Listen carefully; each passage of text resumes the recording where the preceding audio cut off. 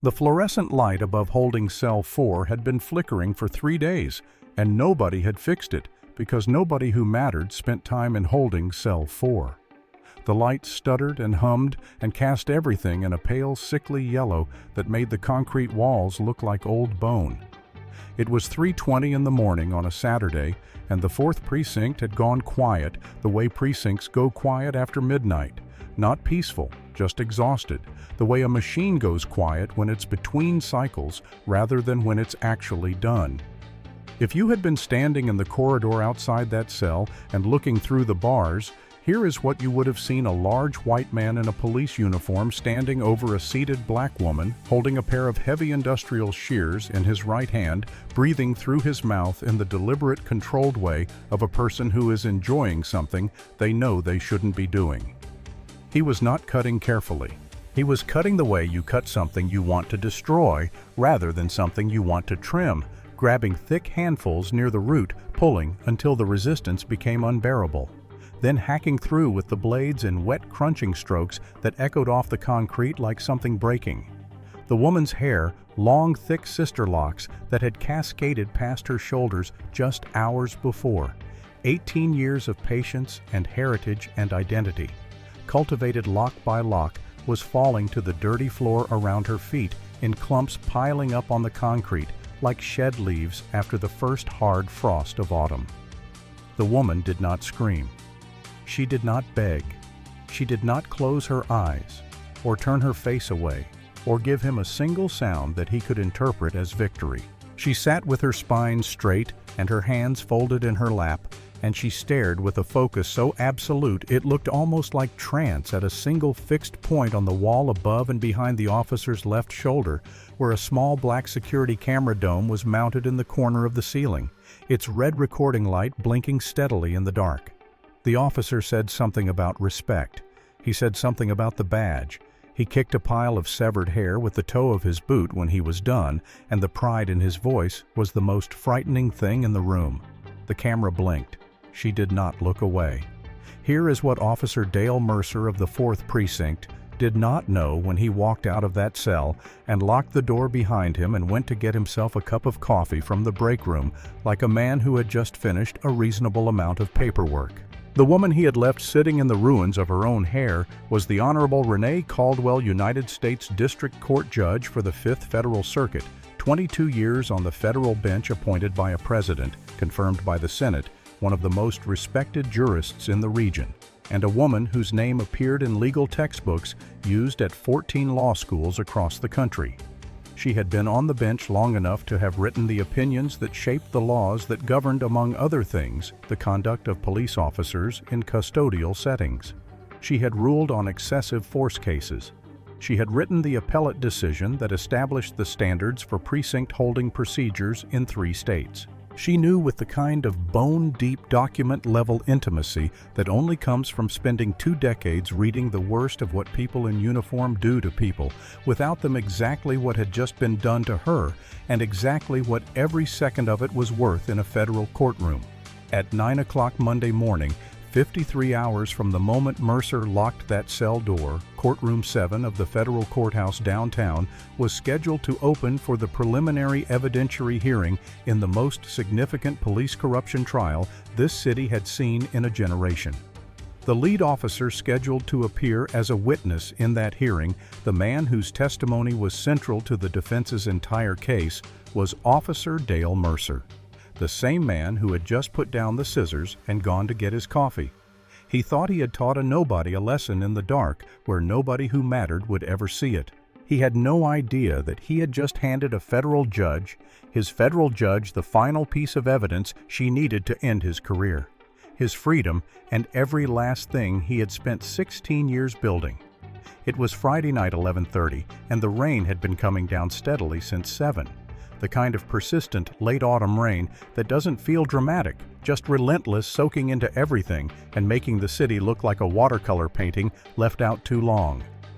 Renee Caldwell's dark blue Chevy Tahoe moved through it at a careful, measured pace. Wipers working steadily, headlights cutting yellow tunnels through the wet dark on Route 17.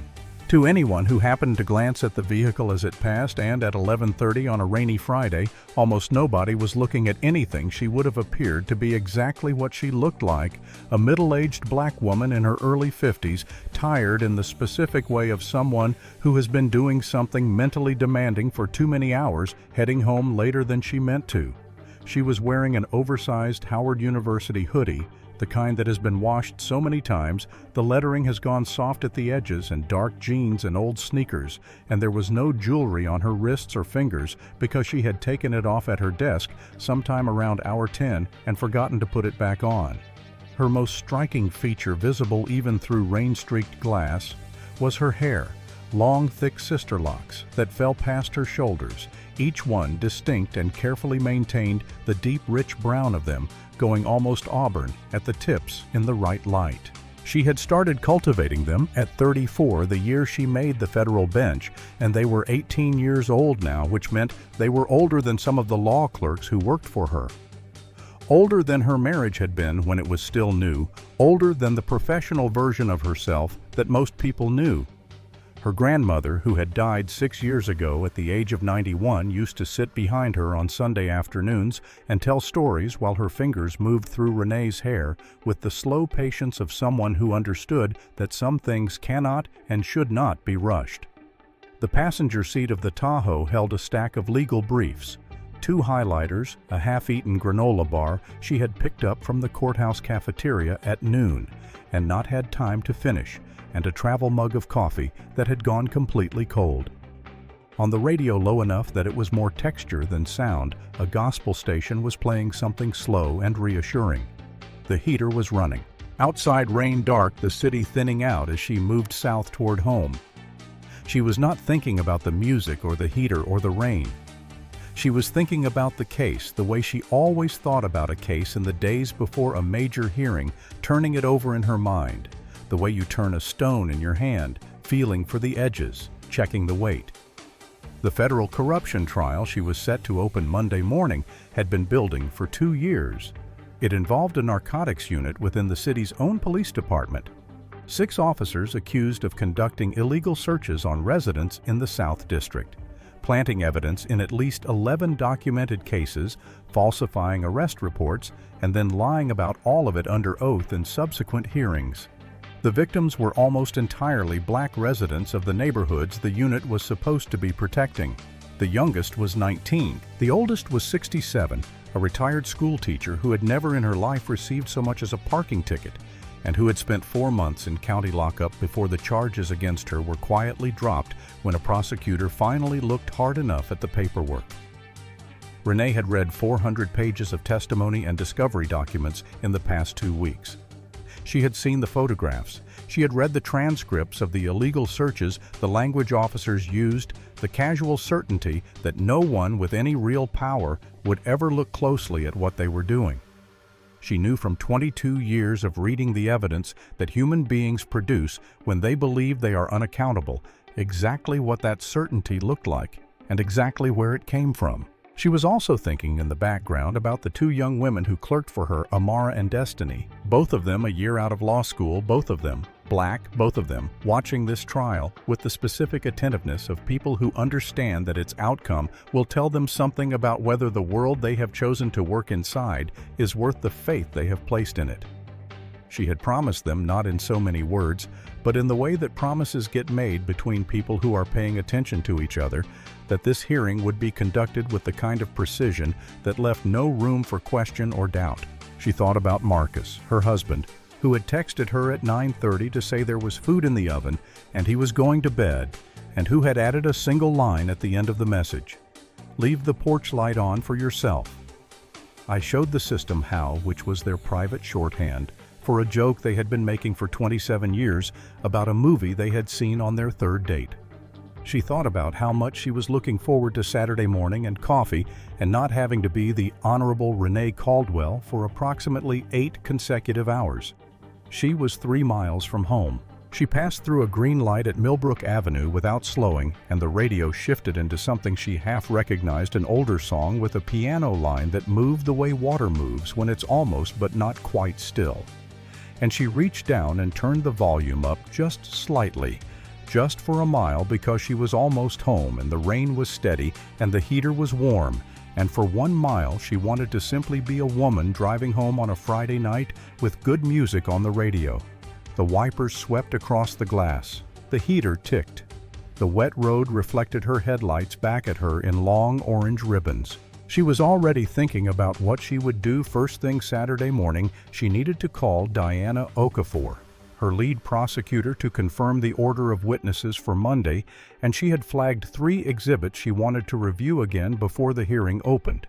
And she thought she might do all of it on the back porch with coffee if the rain let up, which the forecast said it might by mid-morning. She did not see the cruiser idling in the shadows beneath the Route 17 overpass 2 miles behind her. She did not see the moment the driver reached for the lights. She had 1 more mile of ordinary Friday night, and then the red and blue began to pulse in her rearview mirror, and the ordinary Friday night was over. Officer Dale Mercer had been sitting under the Route 17 overpass for 40 minutes, which was the kind of thing that looked like a stakeout on a timesheet, and was actually just a man avoiding the last hour of a shift he had found irritating from the beginning. He was 44 years old, broad through the shoulders, in a way that had once been athletic and had slowly over the last decade become something heavier and less intentional. And he had been with the 4th Precinct for 16 years, which was long enough to know every shortcut and long enough to have stopped believing in most of the things he had told his mother he believed in when he first put on the uniform. His rookie partner, Travis Webb, was 14 months on the force and had been sitting in the passenger seat in the specific silence of a young officer who has already learned that there are things you don't ask about and questions that get filed away rather than spoken aloud. Webb was idealistic in the way that some people are idealistic, not loudly, not performatively, but quietly and stubbornly, the way a pilot light keeps burning even when the heat is off. He had joined the force because his father had been a good cop in the real and specific sense of that phrase.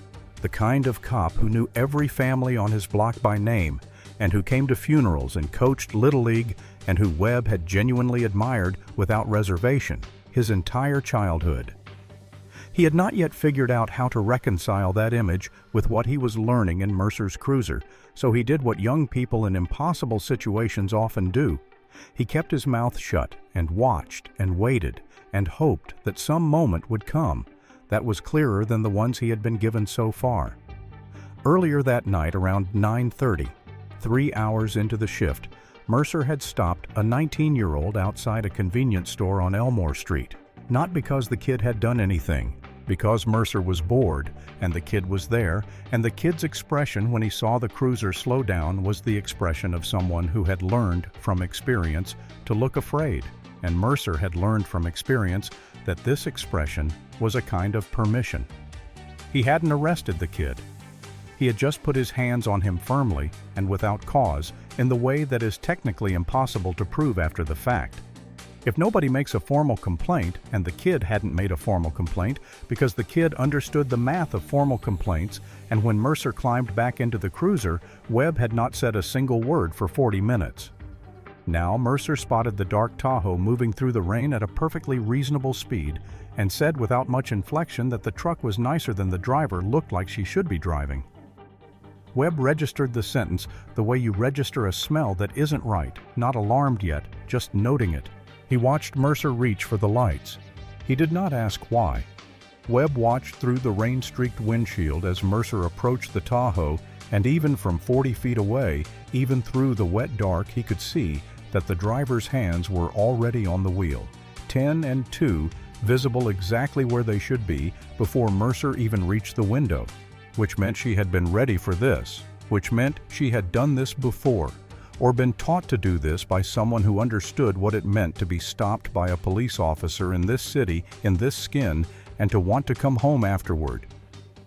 That bothered him. The specific preparedness of it bothered him in a way he did not have language for, the way you can feel the shape of a word you don't know yet. He told himself it was probably fine. Mercer always found something, and whatever he found was usually enough to justify the stop in the report. even if it hadn't existed before the stop began, and Webb had spent 14 months learning that the report was the version of events that survived, and everything else was just noise. He gripped his door handle and did not open it. He waited. He watched.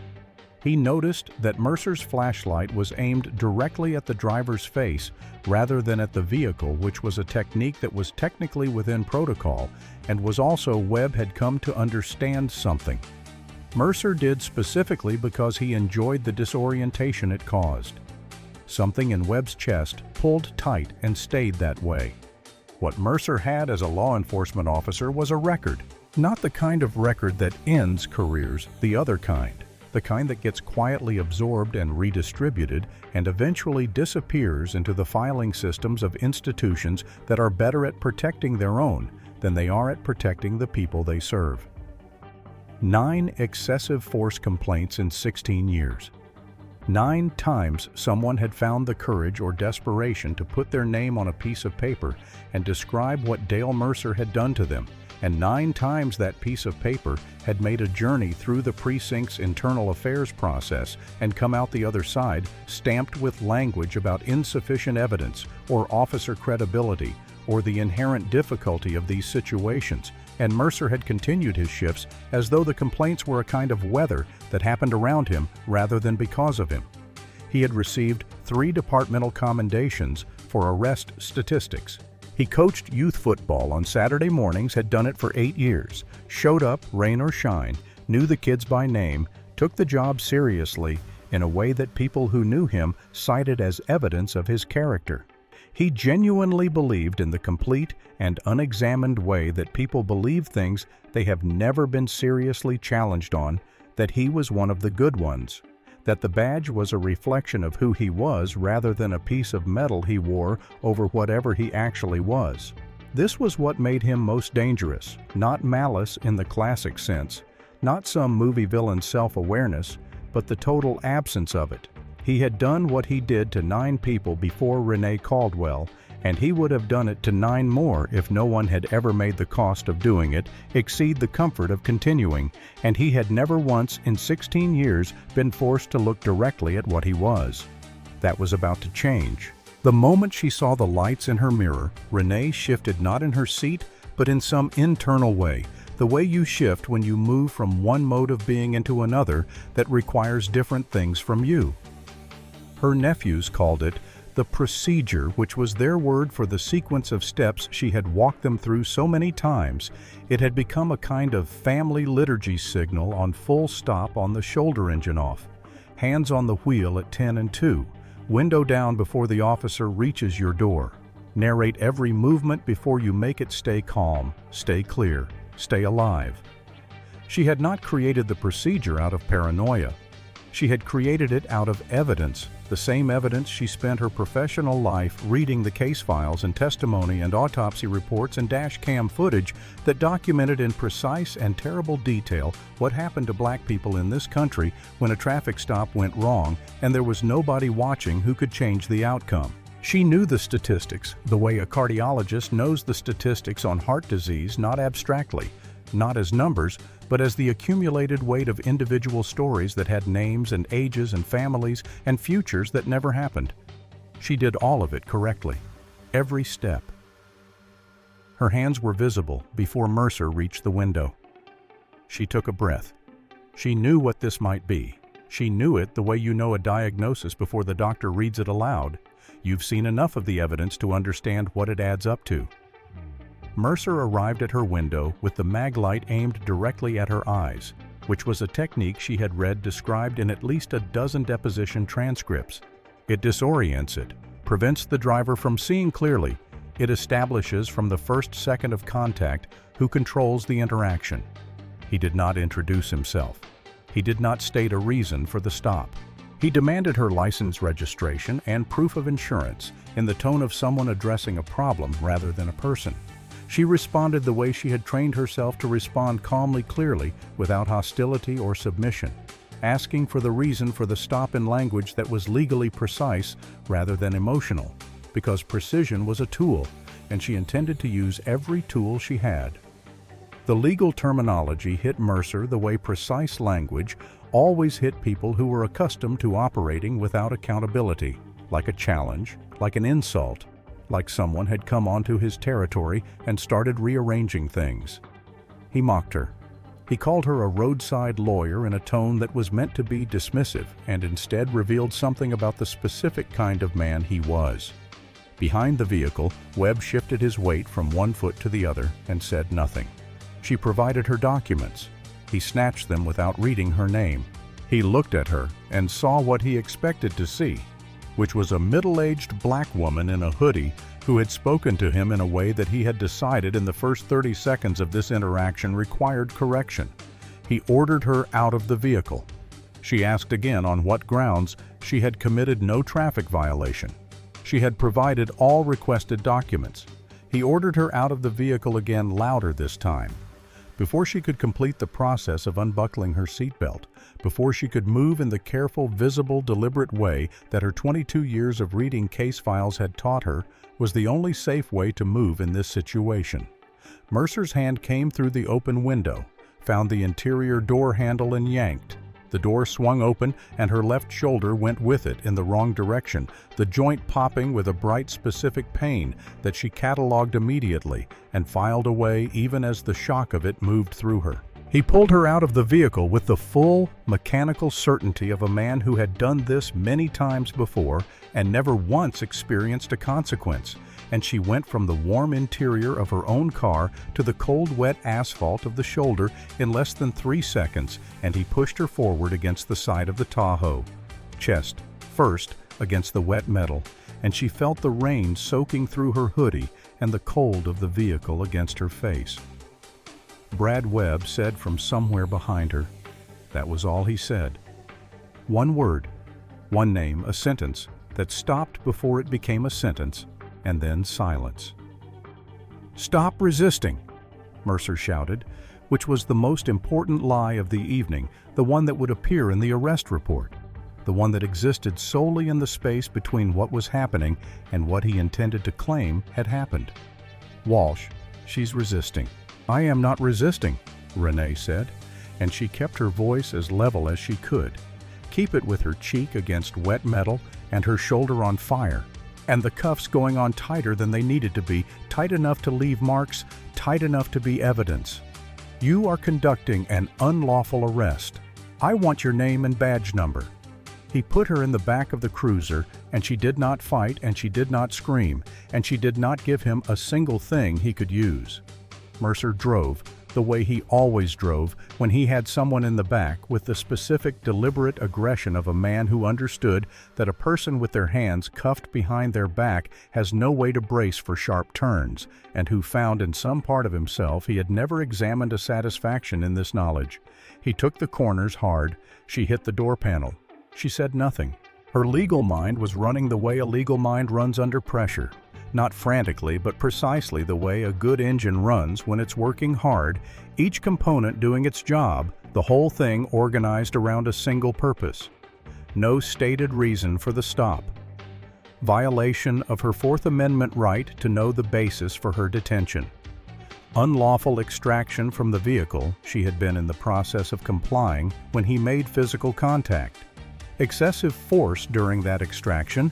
The shoulder would need to be examined, which meant medical documentation, which meant evidence. The cuffs too tight, she could feel where they were cutting into her wrists, which would leave marks, which would also be evidence. The false resisting arrest charge witnessed by Webb, which meant the perjury, when it came, would have a witness. Pain is data, she told herself. Every bruise is a line item in an indictment. She watched the clock on the cruiser's dashboard and noted the time, 11:57. She noted the route. She noted that Mercer in the front seat was talking to Webb in a low voice she couldn't fully make out, and that Webb was responding in monosyllables, and that this distinction between their tones would matter later, when the question of what each of them knew and when they knew it came before someone who understood how to evaluate that kind of evidence. She was not a victim in the back of a police car. She was a federal judge collecting evidence, and the evidence was excellent. The 4th Precinct smelled the way precincts smell at midnight industrial cleaner and old coffee, and the specific human smell of a building where anxious people have been sitting and waiting for decades, the anxiety absorbed into the walls the way cigarette smoke used to absorb into everything before the bands. Sergeant Frank Donahue was at the booking desk when Mercer came in with Renee, and he looked up from his computer screen with the expression of a man who has been doing the same job for 31 years and has long since stopped being surprised by anything it requires of him. Mercer rattled off the charges in the flat, practiced cadence of a man reading from a list he had memorized: assault on a police officer, resisting arrest, obstruction of justice. He dropped Renee's wallet into a clear plastic property bag without looking at it, and her phone and her keys. Donahue typed, "Nobody read the name on the driver's license." The fingerprint system was running a scheduled update and would be back online in the morning, so the standard identity verification check, the one that would have taken approximately 30 seconds and changed every single thing about what happened next, was put on hold. "I am entitled to a phone call," Renee said clearly and without agitation, because clarity was the tool she had and she intended to use it. Mercer, without looking at her, told her she would get a phone call when he determined she was no longer a threat to officer safety. Donahue did not look up from his keyboard. He had learned over 31 years that the paperwork processed itself more smoothly when he didn't look too hard at the people attached to it. The cell was cold in the particular way of concrete spaces that have never been warm, not cold like outside is cold, but cold like the building itself has stopped caring about the temperature of the people inside it. It smelled of industrial bleach, and beneath the bleach, something older and more human, the accumulated residue of everyone who had sat on this steel bench before her. The overhead light flickered on a 2-second cycle, on almost off back on.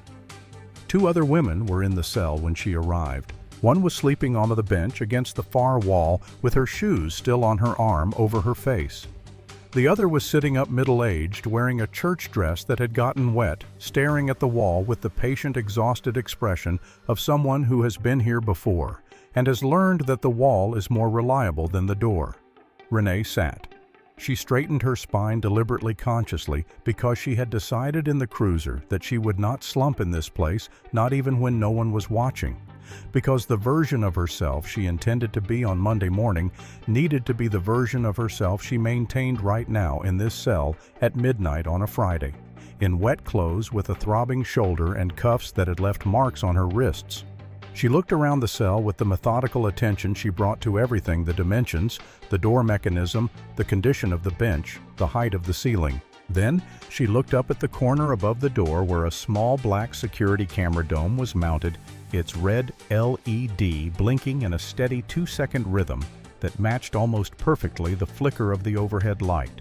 She looked at it the way she looked at a key piece of evidence that had just been entered into the record. She looked at it with something very close to relief. Good, she thought. Keep rolling. At 2 in the morning, she requested her phone call through the cell bars. The officer on corridor rotation, not Mercer.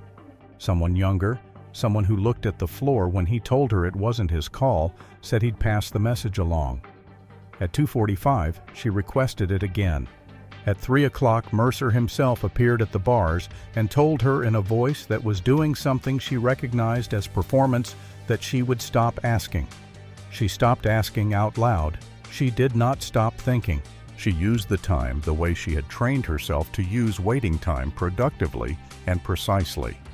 She went through the discovery document she had reviewed in her chambers, organizing them in her memory, flagging the connections she wanted Diana Okafor to emphasize on Monday. She thought about the order of witnesses and whether the sequence she had approved was still the right sequence, given the new evidence that had emerged last week. She thought about 2 specific paragraphs in a deposition she had read on Thursday that she wanted to go back to before the hearing opened. The woman in the church dress who had been watching her for the past hour said quietly, "You a lawyer or something?" Renee looked at her. Something like that, she said, which was true. The woman nodded slowly, as if this explained the spine. "They do you wrong?" she asked. "Yes," Renee said simply. "They did." The woman looked at the door. "They usually do," she said, and went back to looking at the wall. Around 3 in the morning, the precinct had gone as quiet as it was going to get. Then she heard footsteps in the corridor, not the light, irregular footsteps of the overnight rotation, but 2 pairs of boots deliberate stopping outside her cell. The sound of a key, the lock turning. Travis Webb walked behind Mercer down the corridor toward cell 4, and he was aware with the specific dread that comes from watching something develop that you don't yet have the courage to stop, that something was wrong. He had been aware of it since Mercer went to the first aid closet. He was aware of the industrial trauma shears in Mercer's right hand, which were standard equipment for cutting through heavy clothing in a medical emergency, and which were not needed for any medical emergency that Webb knew of. He thought about what he had noticed during the stop, the way Mercer's eyes had tracked to the woman's hair in the moment before he pulled her from the vehicle, a look that wasn't professional and wasn't tactical and wasn't anything that Webb had a clean word for, but that he had felt physically, felt as something that shouldn't be there. He had filed it away, the way he filed everything that didn't fit the version of events he was supposed to believe. He was running out of filing space. He wanted to ask. He opened his mouth, walking 3 steps behind Mercer in the flickering corridor, and he felt the question form Dale, "What's the protocol number on this exactly?" And he did not say it. He closed his mouth. He told himself he would assess the situation when they arrived. He told himself it was probably something he didn't understand yet. He told himself a lot of things in those last 30 feet of corridor, and not one of them was the truth, and he knew it. Mercer told her to stand. He cited a hygiene protocol lice procedure mandatory in cases where a suspect had been involved in a physical altercation. He said it in the flat official cadence of a man reciting policy, even as he invented it, which was a skill he had honed over 16 years of writing reports that described the world the way he needed it to have been rather than the way it was. Webb stood in the doorway, his face the color of the concrete walls, and he said, "Dale, that protocol requires documented evidence of an active infestation. There's no basis here for." "Wait outside," Mercer said. And the way he said it closed the conversation, the way a door closes, complete and final. And Webb took 1 step backward, and then he stopped just outside the threshold, not fully gone, his hand on the door frame, because he could not make himself leave entirely, even though he could not make himself stay in any way that mattered. Renee looked at the shears. This was the first moment of genuine fear that the story had given her, the first moment where the part of her brain that was cataloging evidence fell briefly silent, and the part of her that was simply a human being, a woman who had spent 18 years becoming a particular version of herself, and who was now watching someone pick up the tool he intended to use to take that from her, had the floor. Her sister locks were her grandmother's hands on a Sunday afternoon. They were the girl she had been at Howard, discovering herself for the first time. They were 18 years of patience, and every morning she had looked in the mirror and seen looking back exactly who she had decided to be. She named the violations in the precise language of the law, the Fourth Amendment, the Eighth Amendment, the specific felony charges that applied to what he was about to do, and her voice was level, and her hands folded in her lap were not.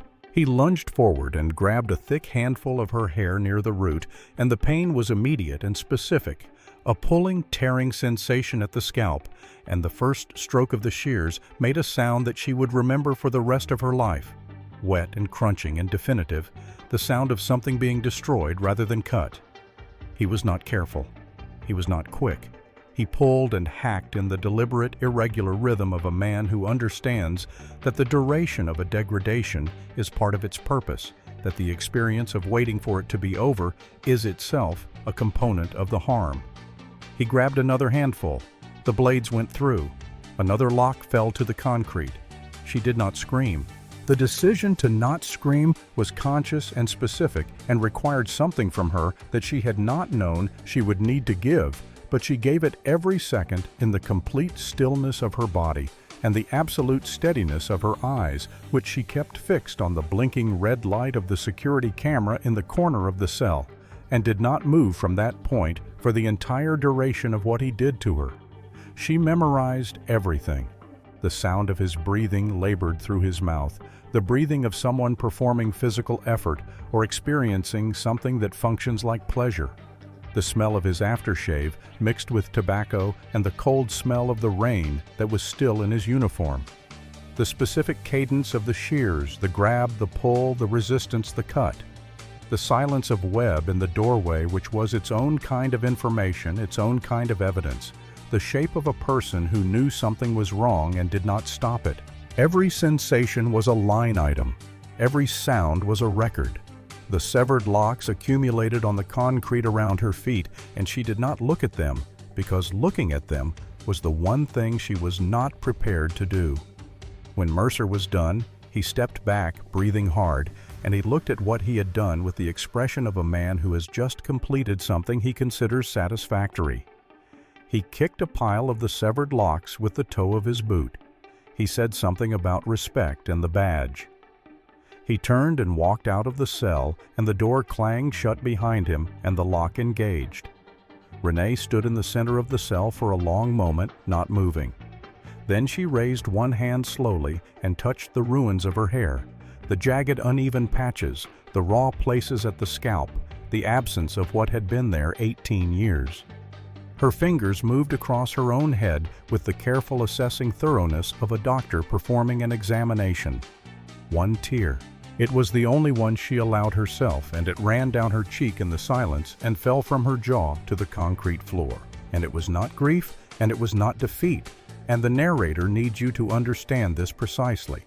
It was the specific and crystalline rage of a woman who has spent 22 years building a system designed to stop exactly this, who has written the opinions and presided over the cases and believed in the architecture of accountability with everything she had, and who is sitting tonight in the evidence that it has not yet reached far enough, and who has, in the process of being destroyed, also been given everything she needs to extend it further than it has ever gone before. She sat back down on the steel bench. She straightened her spine. She folded her hands in her lap. It was 3:47 in the morning on a Saturday in November. In 53 hours, she would be on the bench in courtroom 7. He has no idea, she thought, looking at the blinking camera light. He has absolutely no idea. Sergeant Frank Donahue was on his 4th cup of coffee and running the overnight bookings through the fingerprint system for final Saturday morning processing, which was the kind of administrative task that required just enough attention to prevent him from thinking about anything else, which was usually the way he preferred to start his Saturdays. The system had been down for the update since 11 the previous night, and it had come back online at 7:30, and he was working through the queue in chronological order, which meant that the woman from cell 4 was the last entry on the list. He fed her prints in. He looked at his coffee. He looked back at the screen. The screen had not populated a standard civilian profile. It had done something Donahue had not seen it do in 31 years. It had flashed a red banner across the top of the display, a federal classification flag that required a specific clearance level just to read the full notation, and the text that was visible without that clearance was already enough to make every cell in his body go cold at once. Caldwell Renee Marie, United States District Court Judge, 5th Federal Circuit. Federal Security Clearance Level 4. Do not detain without federal authorization. Contact Federal Marshal Service immediately. He read it once. He read it again.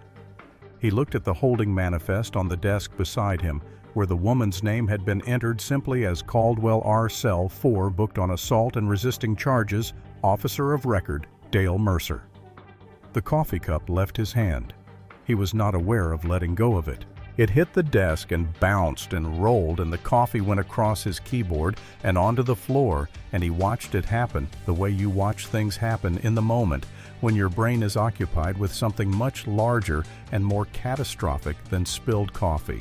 He said out loud to the empty booking desk, "Oh God."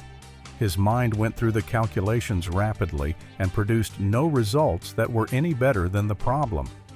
He thought about calling Mercer and understood immediately that Mercer would lie and that the lie would not help, and that being on record as having called Mercer before calling anyone else would make his own position worse rather than better.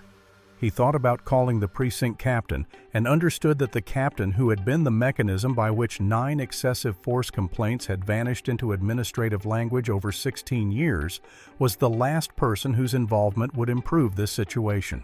He thought about his pension, which was 3 years away and which he had been protecting with the careful daily vigilance of someone who understands that 3 years is both a very short time and a very long time to lose. He thought about the footage from cell 4, which the camera had been recording all night, and he thought about whether there was any universe in which that footage was something he wanted to exist, and he understood that the answer was no, and also that it was already far too late to do anything about it. He was sitting at his desk with his phone in his hand and no number dialed when the front doors of the 4th Precinct opened. What happened in the next 20 minutes was not justice. Donahue needed to understand this clearly, and so did anyone watching, and so did the union representatives who would spend the next 72 hours very carefully deciding which side of this story to stand on. What happened was not the system developing a conscience or the institution correcting itself out of any genuine commitment to the people it had failed. What happened was a calculation, the same kind of calculation that institutions always make when the cost of protecting something becomes higher than the cost of sacrificing it. For 16 years, Dale Mercer had been an asset. His arrest numbers were good, his union membership was paid up, his complaints were manageable, and the people he had wronged were by and large people the institution had decided it could afford to wrong.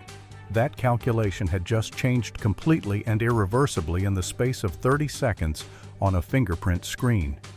The machine that had absorbed 9 complaints and produced 3 commendations was now running the same self-preservation algorithm in the opposite direction, and Mercer was about to discover what it felt like to be on the wrong end of the institution he had trusted to protect him. Donahue was still sitting at his desk with his phone when the front doors opened and Marcus Caldwell walked in. He did not come in running. He walked, and the way he walked measured deliberate the careful pace of a man who has been in enough high-stakes rooms to understand that controlled forward motion is more intimidating than urgency, told anyone who was paying attention everything they needed to know about who he was and what he intended. He was wearing dark jeans and a white Oxford shirt, and the expression of a man who has spent 28 years in civil rights litigation and has long since passed the point where his outrage expresses itself as anything other than precision. Behind him, 2 men in dark suits moved with the synchronized efficiency of federal agents who have done this before, and Agent Roy Saunders of the FBI's Public Corruption Unit was already reaching into his jacket as he came through the door. Marcus approached the booking desk. He placed his bar card on the counter. He placed a federal release order beside it. He looked at Donahue not with anger, not with accusation, just with the flat, complete attention of someone who has already decided what is going to happen and is merely waiting for the other party to catch up. "My wife is in holding cell 4, he said. His voice was level and quiet and filled the room the way quiet things fill rooms when everything around them has gone still. "You are going to release her to me in the next 2 minutes. And then Agent Saunders here is going to speak to you about some additional matters." Saunders stepped forward and placed the federal evidence preservation warrant on the desk with the practiced calm of someone delivering a document rather than a grenade. Though in practical terms, the distinction was minimal. Every second of footage from every camera in the 4th Precinct between 11 p.m. Friday and 6 a.m. Saturday was now federal property. The hard drives were to be physically surrendered to federal custody. Any attempt to delete, alter, overwrite, or otherwise interfere with any portion of that footage would constitute obstruction of justice and would attach personally to any officer or staff member who participated in or facilitated the interference.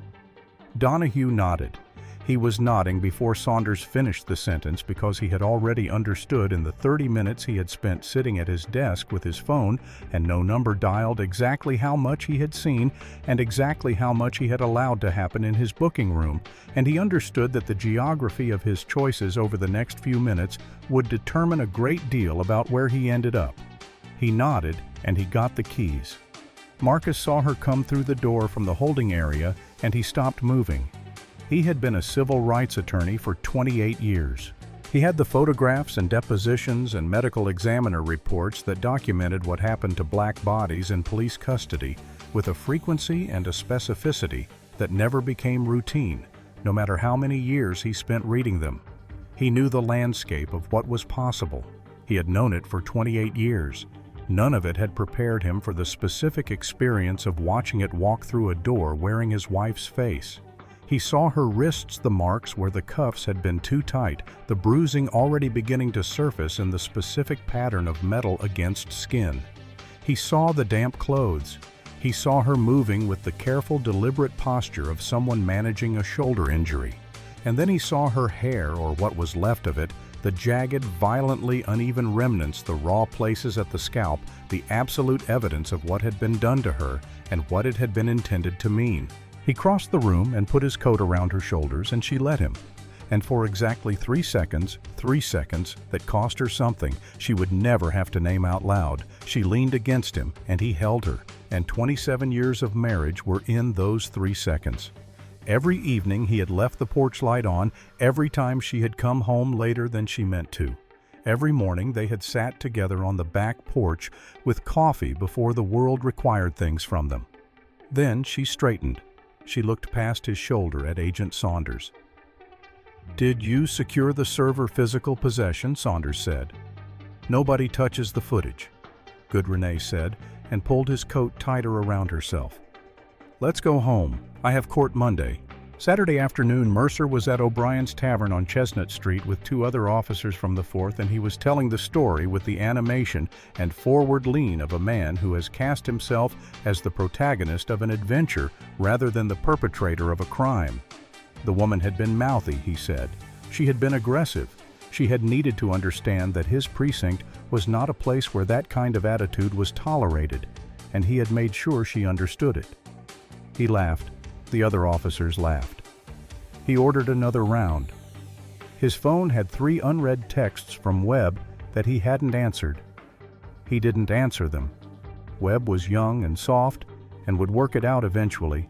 They all did.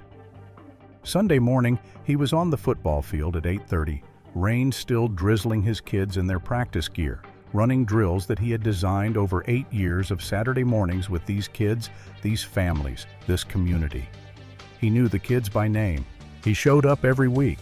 He was by any measure that the people who loved him would apply a good man.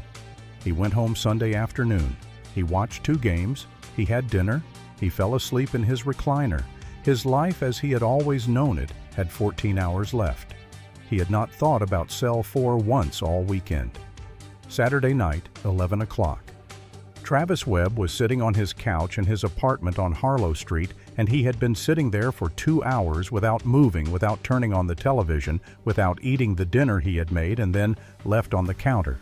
He was staring at the middle distance with the specific expression of someone who has been replaying the same sequence of events over and over and cannot find a version of the replay in which they behaved like the person they believed themselves to be.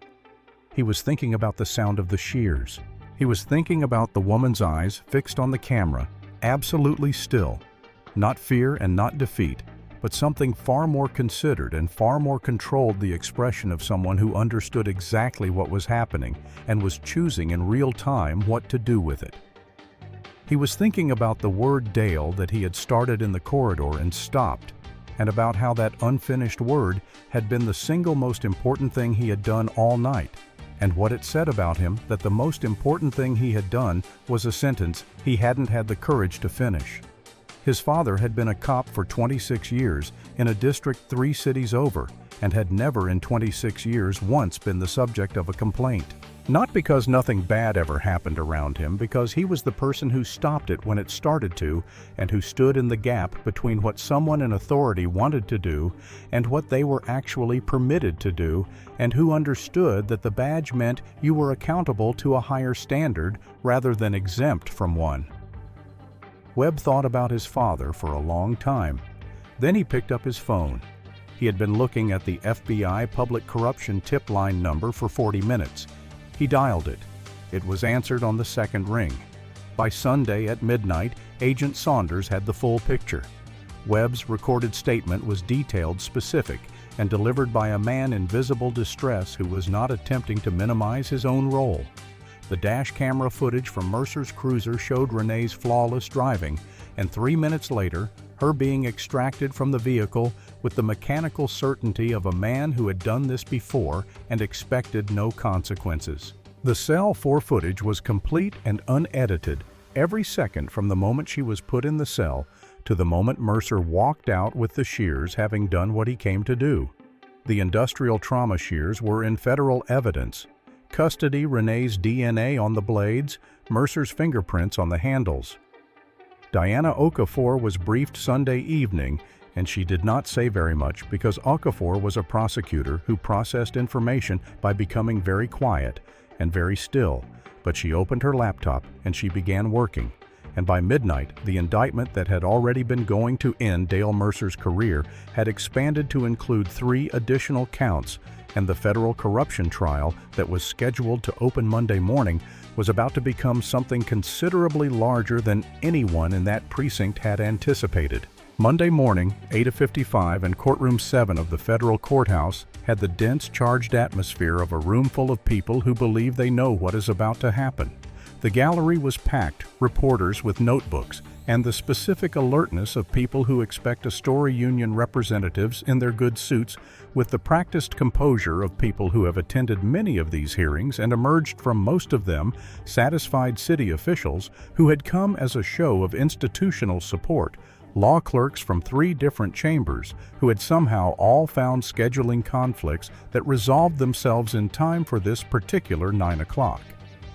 Dale Mercer was at the witness table in his full dress uniform, the one with the commendations pinned to the chest, his hair neat, his posture carrying the specific confidence of a man who had been through legal proceedings before and come out the other side intact.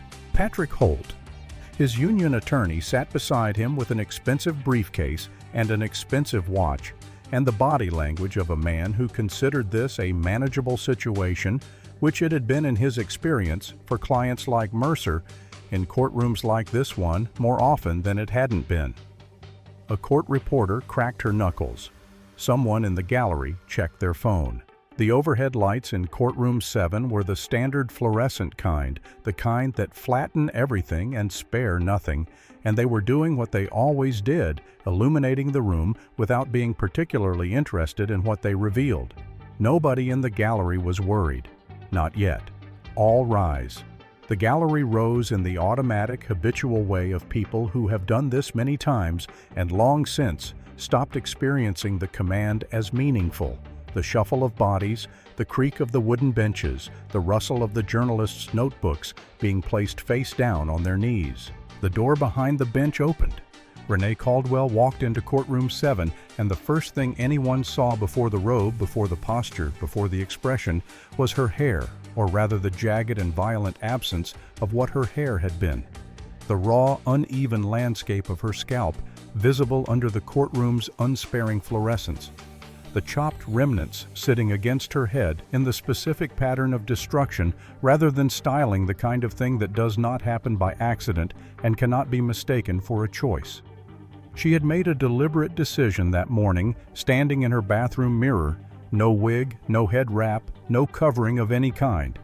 She would walk into that courtroom wearing the evidence.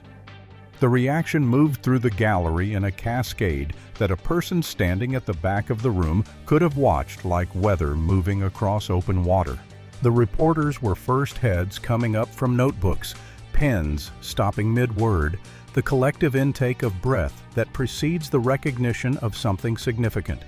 Then the civil rights attorney in the 3rd row who leaned forward very slowly and did not lean back.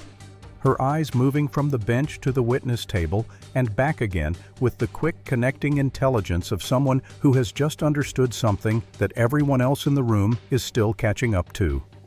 Then the union representatives, whose faces went through a rapid sequence of expressions before settling into the deliberate blankness of people deciding in real time how to play a situation they had not prepared for. Patrick Holt's hand went to the clasp of his briefcase. Mercer was looking at his notes. Then he wasn't.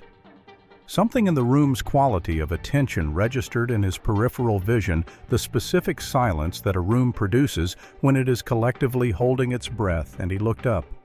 He saw the robe first, the posture, the stillness with which she arranged herself behind the bench, the particular economy of movement of someone who has occupied positions of authority for long enough that it has become the natural shape of how they hold themselves.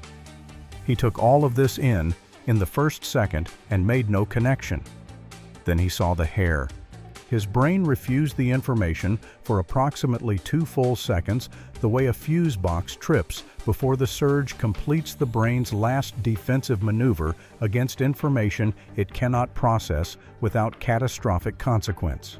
He stared at the bench, and he stared at the hair, and he stared at the face, and then all 3 pieces assembled simultaneously into a single, complete, and absolutely devastating truth. The woman from Route 17, the woman in the Howard hoodie, the woman in the back of his cruiser who had recited her constitutional rights in the calm, precise cadence of someone who had been reading constitutional law since before he joined the force. The woman in cell 4 who had looked at the camera and never blinked. The pen left his fingers. It hit the table and rolled to the edge. His face did not drain of color gradually. The way faces drain in movies, it emptied all at once, a single complete event, like a power outage, every light off at the same instant. His hands found the edge of the table and gripped it, not to stand up, but to not fall down. Patrick Holt said his name quietly twice. Mercer did not respond. He could not pull his eyes from the bench. Renee arranged her files. She did not rush. When she had finished, she looked up, and her eyes moved across the gallery with the methodical sweep of a judge taking the measure of a room, and when they reached the witness table, they stopped, and she looked at Mercer with the precise measuring attention of a scientist looking at data, not with triumph, not with satisfaction, not with the personal heat of a woman who had been wronged and was now in a position to respond to it, but with something far colder and more professional, and for that reason, far more frightening: the assessment of evidence, the recognition of what that evidence would support. Mercer gripped the table so hard the wood creaked. "Be seated," Renee said, and her voice was the same voice, the same measured, even unhurried voice that had told him in the freezing rain on the shoulder of Route 17 that she had a right to know the articulable suspicion for her stop, and that had told him in cell 4 at 3 in the morning that what he was about to do constituted a felony battery. She opened with the procedural notation, the docket number, the matter before the court, the standard opening language of a federal preliminary hearing.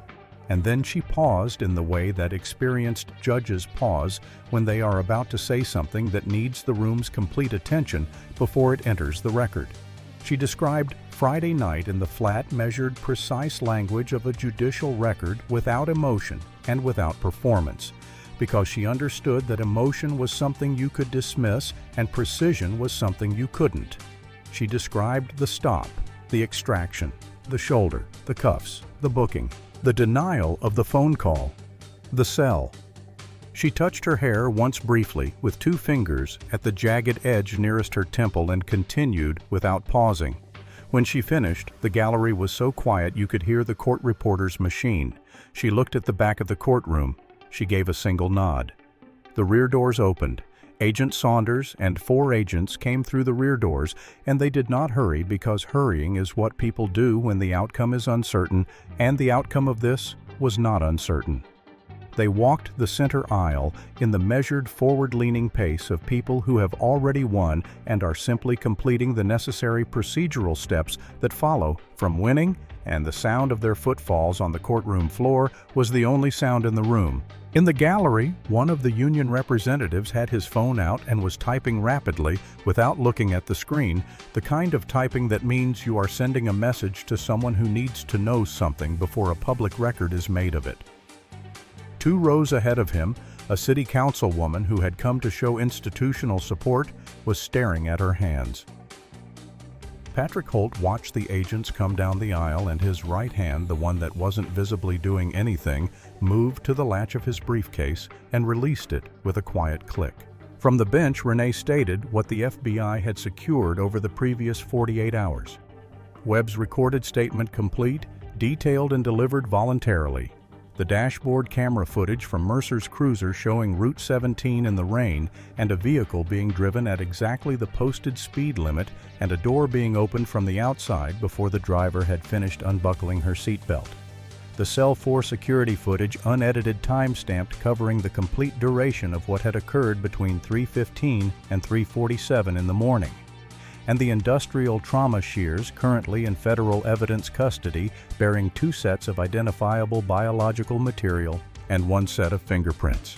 She listed each item in the precise neutral language of evidence disclosure, and each item landed in the room with the specific weight of a door closing on a particular future. Holt made one objection. Foundation, the standard reflexive objection of a defense attorney buying seconds to think. Renee dismissed it in 11 words without breaking the cadence of her delivery. Mercer's hands were shaking. In the gallery, the union representative who had been texting had put his phone in his pocket and was looking at the floor. Patrick Holt stood.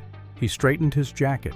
He looked at Mercer once, a brief, professional, entirely unsentimental look, and then he addressed the bench.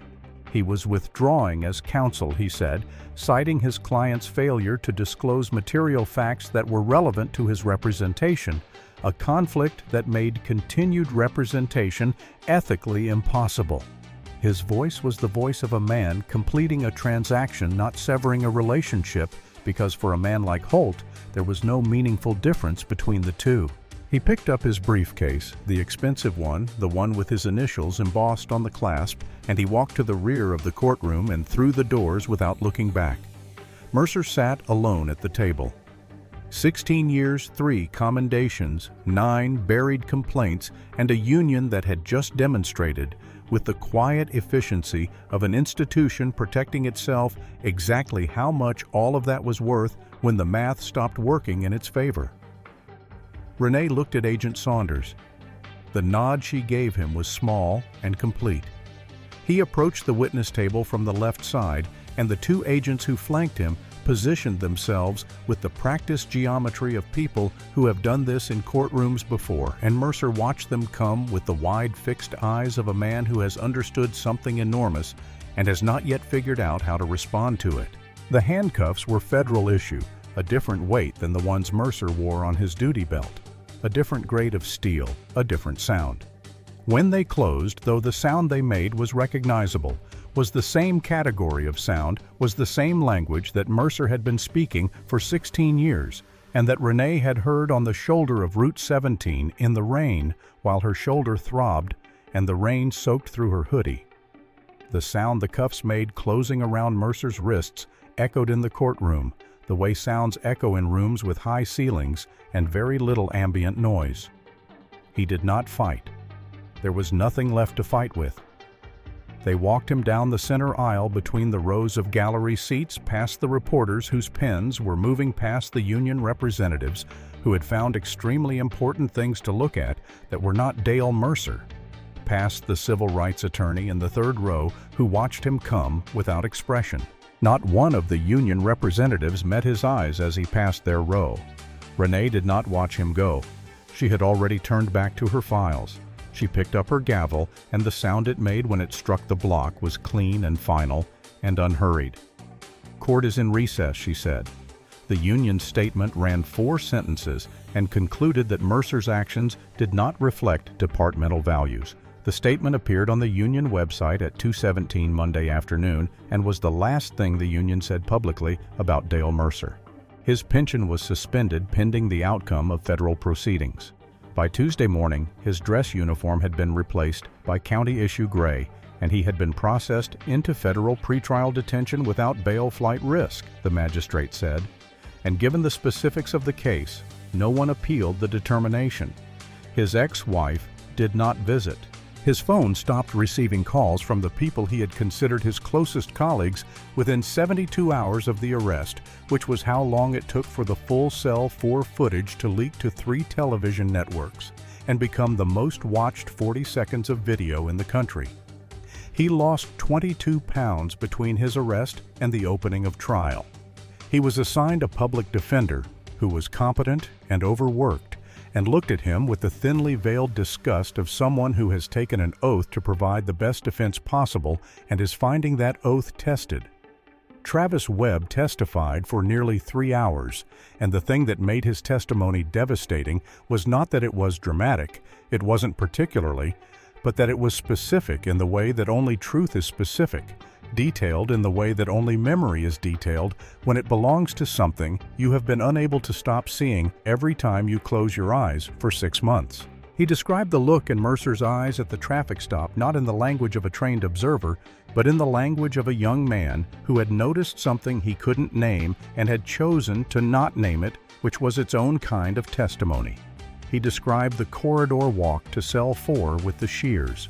He described standing in the doorway and saying "Dale" and stopping.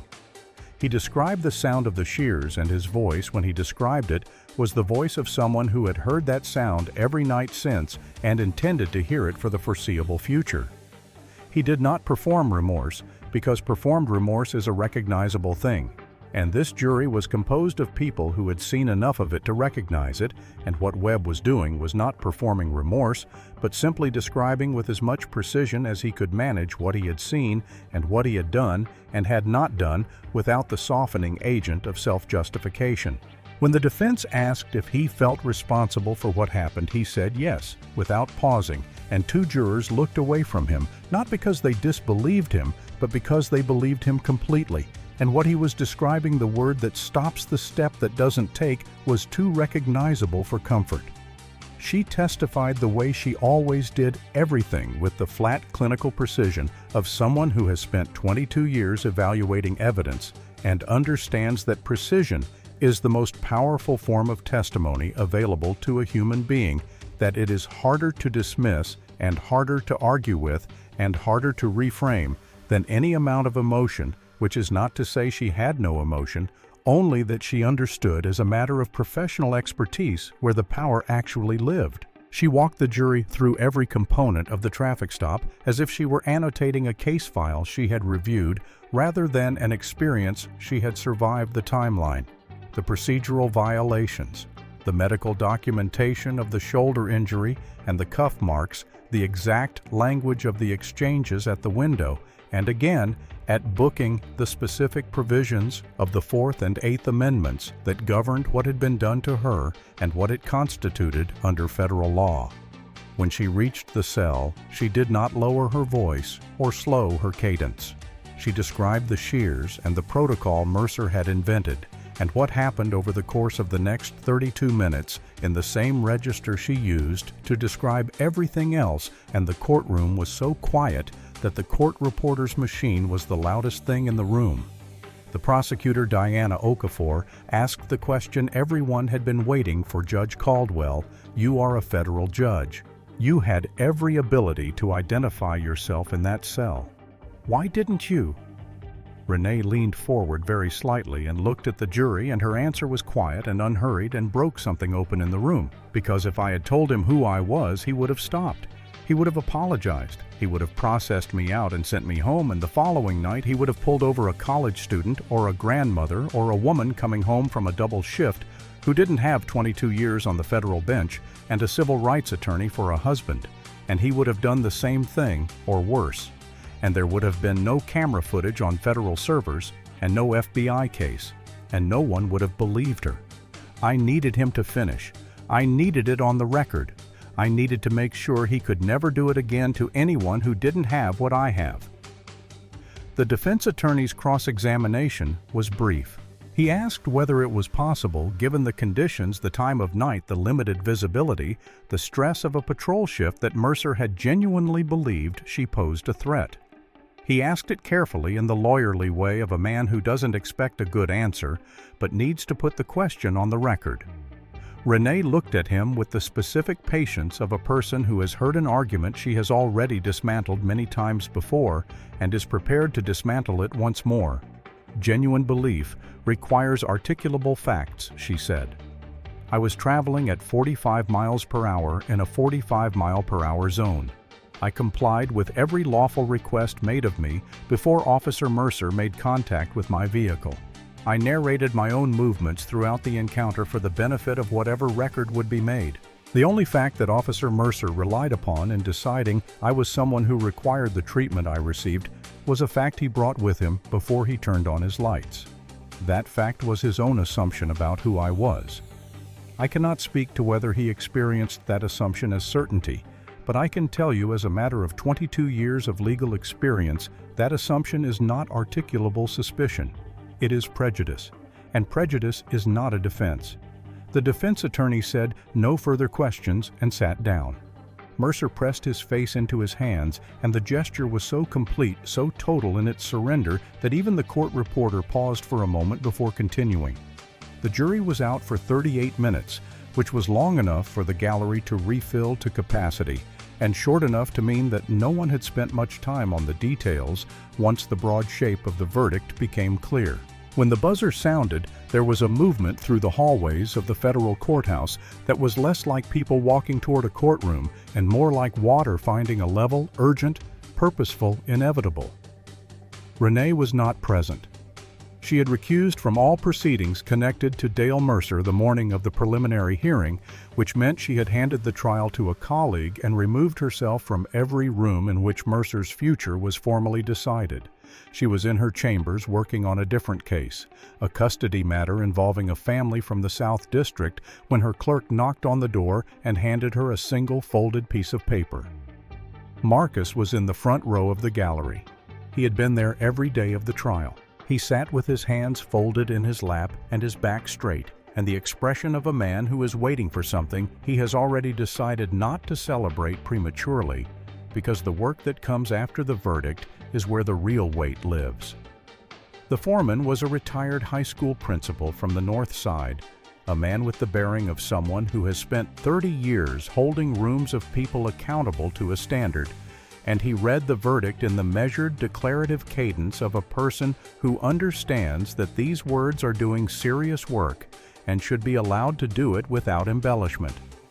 Deprivation of rights under color of law. Guilty. Aggravated assault with a deadly weapon. Guilty. Obstruction of justice and official misconduct. Guilty. Each word landed in the room in the specific way that words land when they are both expected and still somehow enormous. Mercer's knees buckled. His public defender gripped his elbow. The sound Mercer made was not a word. It was the sound of a man encountering the place where 16 years of certainty used to be and finding it empty. Marcus closed his eyes for a single moment, one breath in and out. Then he opened them and looked at the bench where the judge who had presided over the trial was already writing in the margin of his sentencing notes. The sentencing judge did not make the central point of his remarks the fact that the victim was a federal judge. He made this choice deliberately, and the choice was itself a kind of argument. He wanted the record to reflect that the crime would have been equally intolerable if Renee Caldwell had been a nurse or a teacher or a woman who cleaned offices at night and was heading home at 11:30 because her shift was done. He said this directly, and it was the most important thing anyone said in the proceeding. The only reason this case produced this outcome, he said, looking at Mercer across the silence of the courtroom, is that this particular victim had specific tools unavailable to most of the people you have interacted with over the course of your career. A federal judge for a wife, a civil rights attorney for a husband, 22 years of legal expertise operating under extreme pressure. These are not things most people have. The fact that you were stopped by someone who had them is not a triumph of the system, it is an indictment of it, and every person in this room should understand the distinction. He sentenced Mercer to 20 years in a federal penitentiary, no early release. As the marshals moved in, Mercer turned once toward the gallery, and Marcus was there, and Mercer looked at him and then looked away. Because Marcus did not look away, and Mercer could not hold the gaze of a man who had spent 28 years doing the work that Mercer's entire career had been making harder. Federal processing is a deliberate and thorough erasure of everything a person has been using to define themselves, and for a man whose entire identity was organized around a uniform and a badge and the authority they conferred, the process of being stripped of them was not administrative, it was existential. The clothes went first, then the personal effects, then the name replaced by a number on a wristband, He was given an orange jumpsuit that was slightly too large and smelled of industrial laundry, and he was walked to a 9x10 concrete cell and heard the door engage behind him with the mechanical certainty of a sound he had caused hundreds of times and was hearing for the first time from the wrong side. He sat on the mattress edge, and the cell was quiet in the absolute way of concrete rooms with no windows, and for the first time in 16 years, there was no one in the room who was afraid of him. He would learn over the coming days that this was not going to change. He would learn that the geography of authority he had navigated his entire adult life, the hierarchy of who could do what to whom without consequence, had a different shape here, and that he occupied a different position in it than he was accustomed to, and that the adjustment to this new position was going to require things from him that he was not sure he had. He thought about Cell 4. He thought about the camera. He thought about the woman who had looked at it and never blinked, and he understood in the quiet of his own cell at 11 o'clock on a Monday night that he had not broken her. He had handed her the evidence. Donahue was put into forced retirement 11 months ahead of schedule without his full pension, with a letter of censure in his permanent file that he could not appeal because he had no grounds for appeal, having been in the booking room when it all happened and having done precisely nothing about any of it.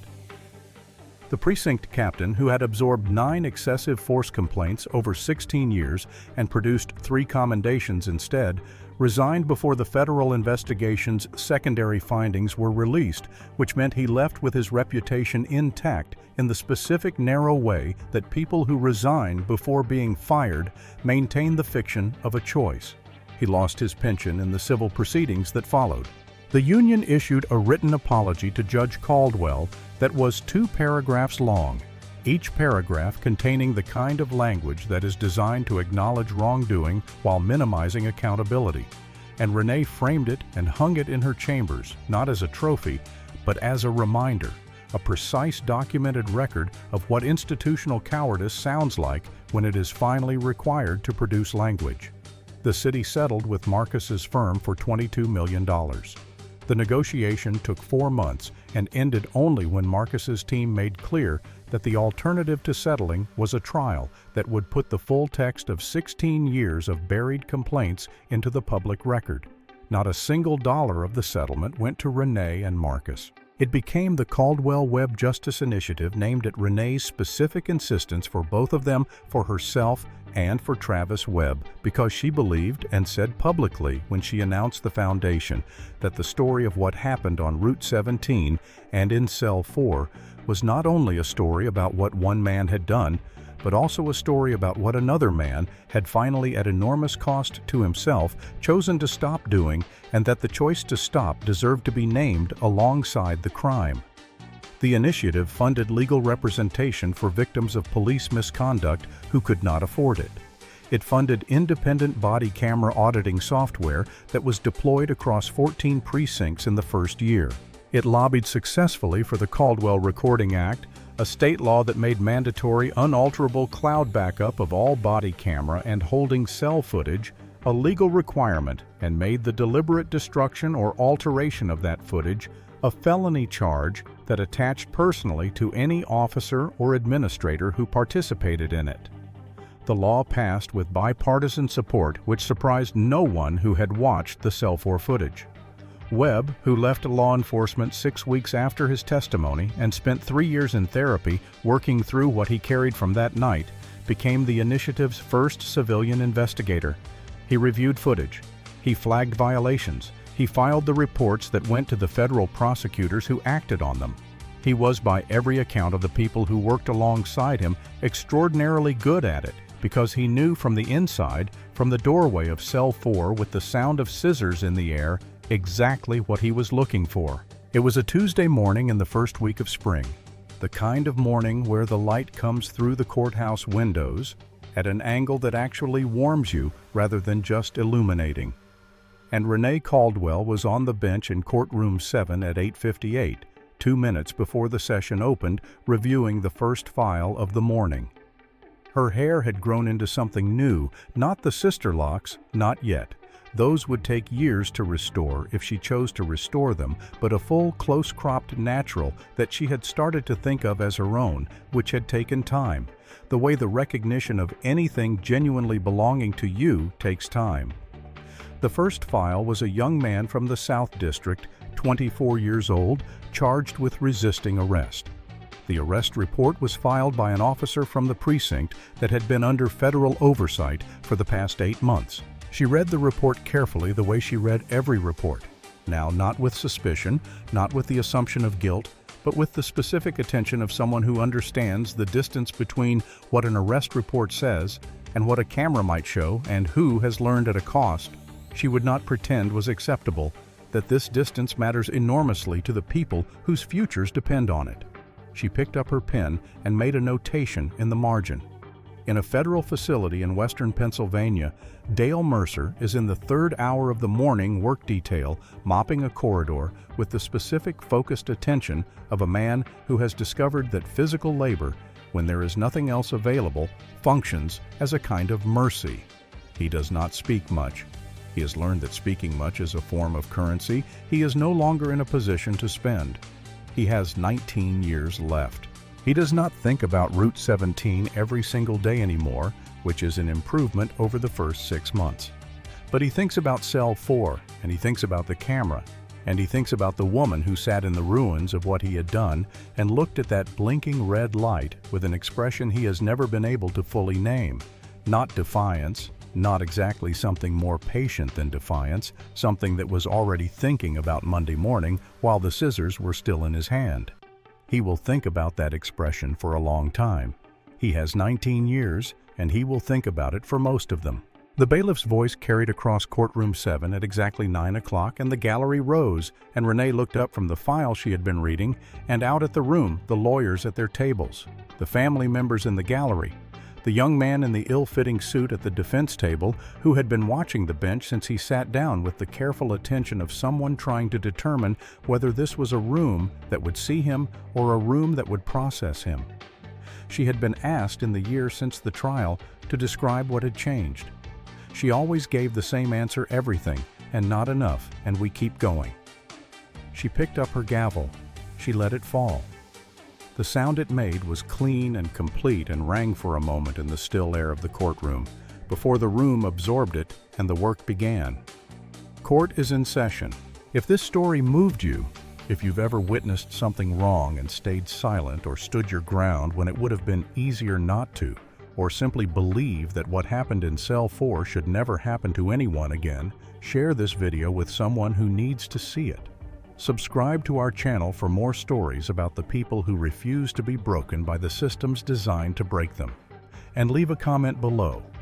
What do you think Travis Webb's decision, that phone call at 11 o'clock on a Saturday night, says about who we can choose to become even after we've chosen wrong?